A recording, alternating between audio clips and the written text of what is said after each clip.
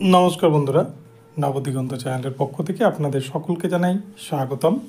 তো বন্ধুরা, এখন আমি আপনাদের সাথে যে আপডেটটি শেয়ার করতে চলেছি সেটি হচ্ছে এবারে কিন্তু বিহারের পর উত্তরপ্রদেশের যোগী সরকার লক্ষাধিক শিক্ষক নিয়োগ করতে চলেছেন এই কিছুদিনের মধ্যে।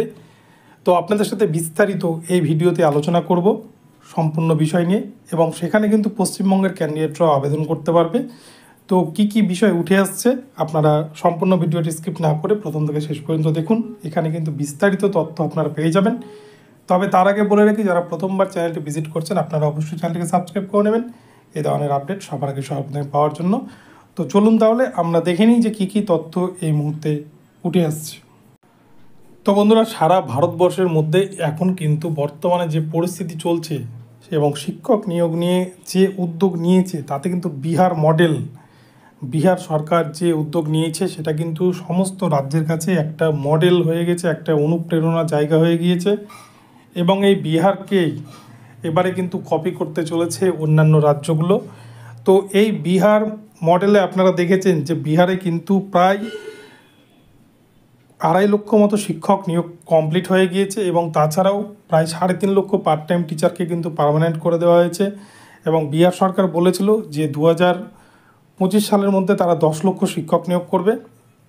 তো সেই প্রক্রিয়া কিন্তু তারা করছে, এবং প্রায় 5 লক্ষের কাছাকাছি তারা কিন্তু ইতিমধ্যে শিক্ষক নিয়োগ করে ফেলেছে বিহারে।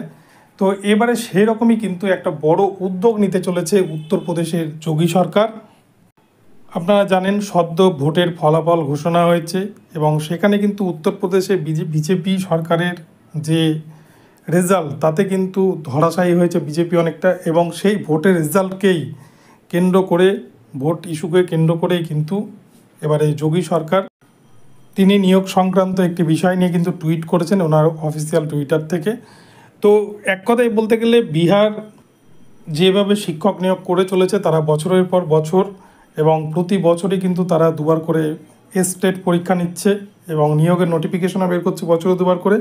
তো এবার উত্তরপ্রদেশের সরকারও কিন্তু প্রাথমিক থেকে উচ্চ মাধ্যমিক লেভেলের সমস্ত স্তরে 9, 10, 11, 12, আপার প্রাইমারি সমস্ত লেভেলেই কিন্তু শিক্ষক নিয়োগ করতে চলেছে, যেখানে কিন্তু ভ্যাকান্সি রাখছে প্রায় লক্ষাধিক। এবং সেই ভ্যাকান্সি অনুযায়ী ভারতবর্ষের প্রতিটি রাজ্য থেকে কিন্তু পরীক্ষার্থীরা আবেদন করতে পারবে, এবং সেখানে পশ্চিমবঙ্গের ক্যান্ডিডেট যারা রয়েছে তারাও কিন্তু আবেদন করতে পারবে। যেমন বিহারের ক্ষেত্রে আবেদন করতে পেরেছিল সেরকম কিন্তু উত্তরপ্রদেশের ক্ষেত্রে আবেদন করতে পারবে। তো এখন দেখুন এখানটাতে একটি পেপার কাটিং আপনাদেরকে দেখাচ্ছি। এটা কিন্তু উত্তরপ্রদেশেরই একটি দৈনিক সংবাদপত্রের পেপার কাটিং, যেখানে কিন্তু বলা হচ্ছে খালি পদ পর জলদ হোগি ভর্তিয়া।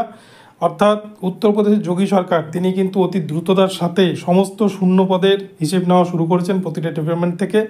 যেহেতু তাদের ভোটের রেজাল্ট ভালো হয়নি তাই কিন্তু এবার উঠে পড়ে লেগেছে যে যাতে সমস্ত নিয়োগ প্রক্রিয়া সঠিকভাবে করে তারা কিন্তু মানুষের মনে একটা বিশ্বাস আনতে চাইছেন। এবং সেই জন্য এখানটাতে বিশেষ করে শিক্ষক নিয়োগের উপর কিন্তু জোর দিচ্ছে এবারে ইউপি সরকার। এবং এই ইউপি সরকার কোন স্কুলে কতগুলি শূন্যপদ রয়েছে সমস্ত বিষয় কিন্তু তারা হিসেব নেওয়া শুরু করেছেন। এবং আগামী কয়েকদিনের মধ্যেই কিন্তু নতুন নোটিফিকেশান আসতে চলেছে, যেখানে লক্ষাধিক শূন্য পদে কিন্তু শিক্ষক নিয়োগ হতে চলেছে। তবে প্রাইমারির ক্ষেত্রে যারা বিএড রয়েছে তারা কিন্তু বুঝতে পারছে না, বিএড এনআইএস বাদ দিয়ে রেগুলার ডিএলএড ক্যান্ডিডেটরা পশ্চিমবঙ্গের ক্যান্ডিডেটরাও আবেদন করতে পারবে। এবং আদারওয়াইজ আপার প্রাইমারি থেকে 12 অবধি 9, 10, 11 প্রত্যেক ক্ষেত্রে কিন্তু বিএড ক্যান্ডিডেটরা আবেদন করতে পারবে। তবে ইউপি ক্যান্ডিডেটদের জন্য আলাদা করে সংরক্ষণ থাকবে কিনা বা রিজার্ভেশনের ব্যাপারটা থাকছে কিনা এটা কিন্তু এখনও পরিষ্কার নয়। সম্পূর্ণ নোটিফিকেশান বেরোলে, পুরো গেজেট বেরোলে তখনই পুরো বিষয়টি বোঝা যাবে।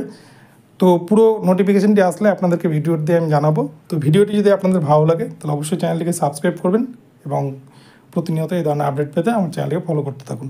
ধন্যবাদ সকলকে, সকলে ভালো থাকবেন। পরবর্তীতে আবার নতুন আপডেট নিয়ে আসবো। দেখা হচ্ছে পরবর্তী ভিডিওতে।